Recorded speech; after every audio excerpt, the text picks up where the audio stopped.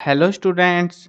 आज की इस वीडियो में मैं आपको बताऊंगा हरियाणा विद्यालय शिक्षा बोर्ड यानी एचबीएससी का जो है क्लास 9 सामाजिक विज्ञान का सिलेबस 2023-24 के लिए। अभी इस वीडियो में जो है हम सिर्फ सिलेबस की बात नहीं करेंगे, आपको बहुत सारी चीज़ें बतानी है। मेरा दिल खुश हो रहा है भाई ये चीज़ बताते हुए तुमको। अब की बार बोर्ड ने सारी चीज़ें हमको पहले ही प्रोवाइड करा दी है, मतलब हमें इंतज़ार नहीं करना पेपर के आने का कि हमको पेपर का पैटर्न पता लगेगा, हमको जो है सारी चीज़ें ऐसे पता लगेंगी, नंबर कैसे बटेंगे। बहुत सारे कन्फ्यूजन रहते थे, अब की बार इस पीडीएफ के बाद सारे कन्फ्यूजन दूर कर दिए गए हैं। हर एक सब्जेक्ट की जो है पीडीएफ आपको अवेलेबल करा दी गई है। देखो, अब वीडियो के थ्रू अगर आपको समझना है वीडियो के थ्रू समझ लो, और अगर आपको जो है पीडीएफ डाउनलोड करनी है दोनों मीडियम में बनाइए। अब की बार बहुत बार दिक्कत ये होती थी, हिंदी में बना दी, इंग्लिश वाले रह गए, इंग्लिश में बना दी हिंदी वाले। अब की बार हिंदी मीडियम भी है, इंग्लिश मीडियम, दोनों मीडियम वालों के लिए यही एक पीडीएफ है। पहले हिंदी मीडियम में दे रखा है, फिर इंग्लिश मीडियम में दे रखा है डाटा, ठीक है। तो अगर आपको ये सारी पीडीएफ डाउनलोड करनी है तो वेबसाइट बता देता हूँ, cclchapter.com ऑफिशियल वेबसाइट पे भी अपलोडेड है ये बोर्ड की, तो अगर वहाँ से चाहो तो वहाँ से कर सकते हो। बाकी सुविधा के लिए अगर आप चाहो तो cclchapter.com पर विजिट करना। सिलेबस का एक सेक्शन मिलेगा आपको, और उस सेक्शन के अंदर से जो है आपको ये सारी पीडीएफ अवेलेबल करा दी गई हैं। जो एडिशनल सब्जेक्ट होते हैं, संस्कृत, फिजिकल एजुकेशन, म्यूजिक व्यूजिक, ये सारे जो है ना एडिशनल जो सब्जेक्ट है उनकी जो पीडीएफ है वहाँ पे मिल जाएंगी, वीडियोज नहीं आएंगी उनकी, ठीक है। प्राइम जो मेन सब्जेक्ट है ना, मेन मतलब Hindi, English, math, science, social science, इनकी सिर्फ वीडियो आएगी, और बाकी के अगर एडिशनल सब्जेक्ट आपके जो भी रैंडम सब्जेक्ट हैं उनकी जो पीडीएफ है वेबसाइट पे मिल जाएगी, तो वहां से देख सकते हो। अब शुरू करते हैं। यहाँ पे पहले तो हम बात करेंगे कि ये जो है हमारे पेपर के जो नंबर है वो कैसे रहेंगे। देखो, आपकी होगी एक वार्षिक परीक्षा, एनुअल एग्जाम होगा। अब ये इसीलिए कंफर्म कर रहे हैं हमको कि भैया कहीं को सोचते हो बच्चे की 2 सेमेस्टर बनेंगे, या वो चीज़ें बातें चल रही है, उल्टी सीधी बातें चल रही है बोर्ड के अंदर बहुत सारी, तो इसलिए सारी चीज़ें क्लैरिफाई कर रहा है बोर्ड अब की बार। अब 80 नंबर का होगा आपका पूरा पेपर, 20 नंबर की होगी आंतरिक मूल्यांकन, जिसको हम कहते हैं इंटरनल असेसमेंट। अब ये आईएनए बोलते हैं वैसे तो, आईएनए मतलब इंटरनल असेसमेंट। अब इंटरनल असेसमेंट का मतलब होता है आपके यूटी होते हैं, आपके जो है हाफ ईयरली टेस्ट होते हैं, है ना, वो सारी चीज़ें होती हैं, आपके अटेंडेंस के नंबर, वो सारी चीज़ें मिला के उनको हम आईएनए बोलते हैं, इंटरनल असेसमेंट के मार्क्स। तो वो जो है आपको कैसे बनाएंगे। अब ये चीज़ें बहुत कंफ्यूजिंग थी पहले के टाइम पे कि भैया कुछ स्टूडेंट सोचते थे यूटी के नंबर लगते हैं, हाफ ईयरली के नहीं लगते, हाफ ईयरली के लगते, यूटीओ के नहीं लगते। तो भाई अब की बार समझ लो सभी के नंबर लगते हैं, एक यूटी हो या हाफ ईयरली, 2 मार्क्स रहेंगे, 2 मार्क्स का 3 यूटी आपके होंगे और 6 नंबर के, ठीक है। यानी कि 2 तिया 6 हैं, 2-2 नंबर के एक यूटी का नंबर जुड़ेंगे आपके। उसके बाद में जो है एक अर्धवार्षिक परीक्षा होगी, 40 नंबर की होती है जो कि जनरली, तो अब उसमें से 2 नंबर दिए जाएंगे आपको। उसके बाद में जो है जो है कक्षा कक्ष में भागीदारी, क्लास पार्टिसिपेशन कैसा है उस हिसाब से टीचर नंबर देगा, 2 नंबर का होगा ये भी। उसके बाद में जो है आपने जो है मूल्यांकन, मतलब आपको जो है कुछ प्रैक्टिकल असेसमेंट, कुछ अलग सी चीज़ें देते हैं टीचर्स आपको बनाने को, तो उसके बेस पे 5 नंबर रहेंगे। और उसके बाद में जो है आपके अटेंडेंस के भी 5 नंबर रहेंगे। अब अटेंडेंस के 5 नंबर कैसे हैं ये समझ लो तुम। अगर 95 से ज़्यादा है, मतलब 95% से ज़्यादा टाइम तुम क्लास में उपस्थित थे, तो 5 अंक मिलेंगे पूरे, और अगर कम होता जाता है तो 1, और इससे नीचे चले गए तो भाई 0 मिल सकता है आपको, ठीक है। 0, अंडा, सन्नाटा, बिल्कुल ठीक है। चलो, इसलिए क्लास में जाना, भले ही तुम पढ़ो ना पढ़ो, वो तुम्हारी मर्जी है फिर।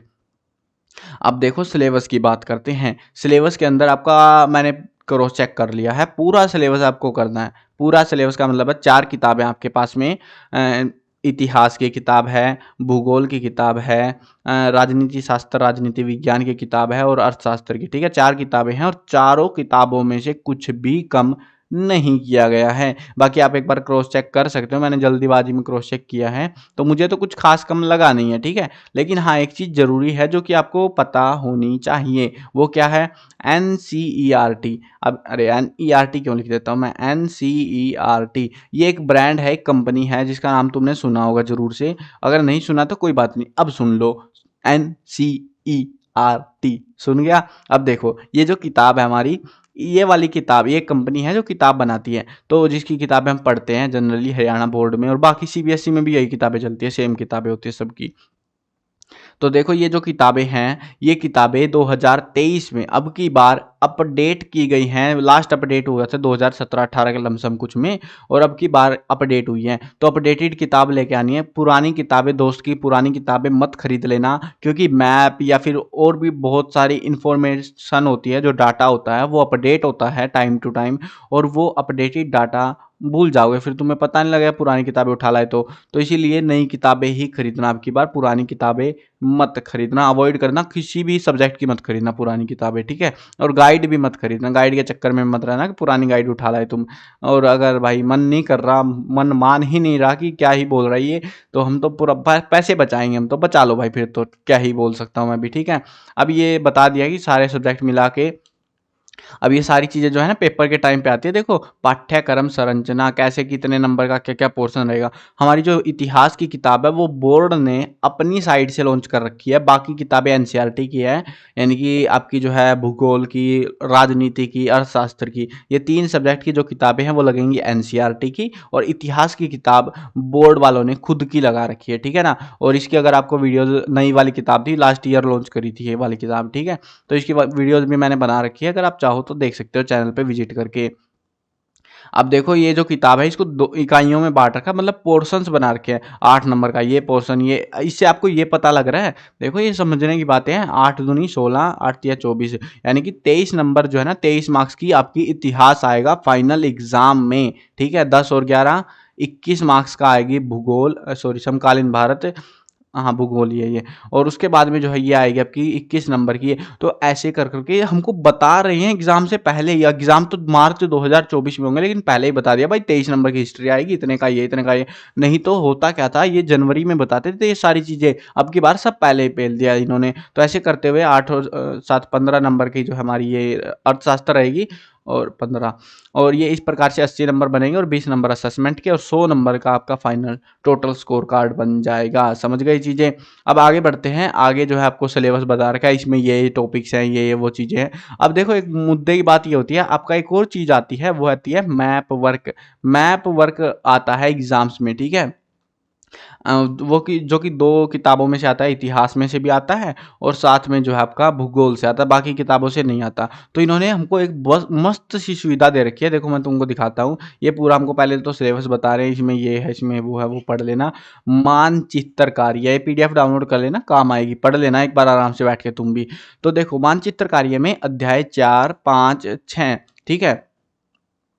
तो ये जो है देखो इसमें ये इन्होंने समझो, इन्होंने ये भी बता रखा है कि मैप कैसा आएगा। देखो कूका आंदोलन, अलीपुर षड्यंत्र केस, सेल्यूलर जेल, इनकी लोकेशन अंडमान की, कलकत्ता पंजाब, इन्होंने बता रहे हैं। ये मैप के ऊपर लोकेशन याद कर लेना, मतलब ये खुद ऐसे ऐसे होता है ना, पेपर लीक हो गया वही वाली बात हो रही है भाई यहाँ पे। अब वो आपके ऊपर है कि पेपर लीक को भी आप पेपर लीक नहीं मानते हो, यहाँ पे पूरा लीक कर दे रहे हैं लोग। जलियांवाला बाग हत्याकांड अमृतसर में हुआ था, वह स्थान जहां भगत सिंह द्वारा बम फेंका गया। नेशनल असेंबली दिल्ली, तो दिल्ली की लोकेशन आपको पता नहीं चाहिए। लाहौर, स्थान जहां भगत सिंह को फांसी दी गई। काकोरी घटना, जो ट्रेन हादसा हुआ था।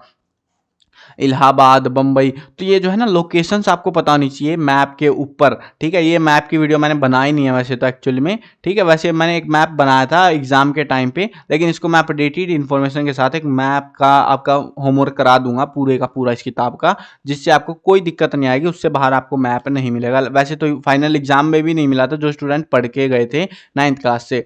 अब देखो उसके बाद में जो है महात्मा गांधी, और ये जो है ये वाले चैप्टर में से भी हमको कुछ मैप करने रहेंगे। तो ये 3 ही चैप्टर है जहां से आपके मैप पूछे जाएंगे। ऐसा नहीं है पूरे इतिहास में से कहीं से भी मुंह उठा के पूछ लिया, नहीं, अब की बार सिर्फ इन 3 चैप्टर्स में से ही पूछेंगे। अब भूगोल के अंदर से देखो, वो तो भूगोल के अंदर से भाई पूरा चैप्टर में से, पूरी किताब में से, मतलब कहीं से कुछ भी पूछ सकते हैं, वो उनकी मर्जी रहेगी, ठीक है। अब यहाँ पे भी हमको पूरा बता रखा है कि कैसे, देखो यहाँ पे मासिक पाठ्यक्रम शिक्षण योजना, हर महीने क्या क्या आपको पढ़ाया जाएगा, कौन कौन से टॉपिक्स पढ़ाने हैं टीचर्स को, उसके हिसाब से डाटा हमको दिया गया है कि उनको ये इस महीने में ये पढ़ा देना है, ठीक है।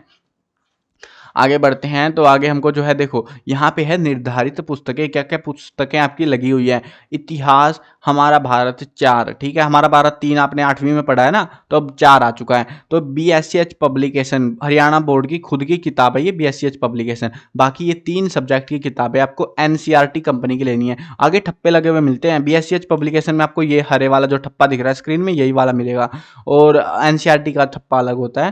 तो जब स्टेशनरी पे जाओगे तो वहाँ पे आपको इजीली अवेलेबल मिल जाएंगी, तो बोल देना, बस वो बता देंगे आपको, ठीक है। किताबों के नाम पता होने चाहिए, नाम बाहर ही लिखे हुए मिलते हैं, ठीक है। उसके बाद में यहाँ पे देखा है प्रश्न पत्र प्रारूप। प्रश्न पत्र प्रारूप का मतलब है पेपर जो होगा, फाइनल पेपर, वो कैसा रहेगा। तो सभी प्रश्नों के आंतरिक विकल्प दिए जाएंगे, यानी कि ऑप्शन दिए जाएंगे, ऐसे करके ये वो सारी चीजें बता रखे। 2 नंबर के ऐसे आएंगे, 3 नंबर के ऐसे, चाहो तो पढ़ लेना आराम से बैठ के, सारी चीजें इसमें से आपको सारी जानकारी मिल जाएगी। और ये जो कि यार मेरे को बहुत बहुत ही मस्त लगा। तो ये तो था हिंदी मीडियम वालों के लिए इतनी सारी डिटेल, भाई पहली बार दिया बोर्ड वालों ने। लाइक कर देना वीडियो को, और जो भी चैनल पे नया सब्सक्राइब भी कर लेना। अब देखो जो इंग्लिश मीडियम वाले हैं उनका क्या होगा, तो उनके लिए भी इसी PDF के बाद, हिंदी मीडियम के बाद में इंग्लिश मीडियम वालों का पूरा डाटा यहाँ पे दिया गया है। तो आप इंग्लिश मीडियम वाले हो अगर, तो वो भी यहाँ से कर सकते हो, PDF डाउनलोड कर लेना। अब सारी चीज़ें बताऊंगा इंग्लिश में भी, तो भाई टाइम बहुत लग जाएगा, तो मैंने एक मीडियम में बता दी है। दूसरे मीडियम की आपको जो है PDF डाउनलोड कर लेनी है, अगर आपका मीडियम दूसरा है, ठीक है, हिंदी मीडियम नहीं है आपका। तो हिंदी मीडियम वालों को समझा ही दिया मैंने। किताबें सारी करनी है, और किताबें नई ही लेनी है, पुरानी किताबें मत ले आना, ठीक है। समझ गए सारी चीज़ें, सारे डाउट क्लियर हो गए अब तो। अब लग जाओ पढ़ाई पे भाई। चलो मिलते हैं नई वीडियो में, बाय बाय।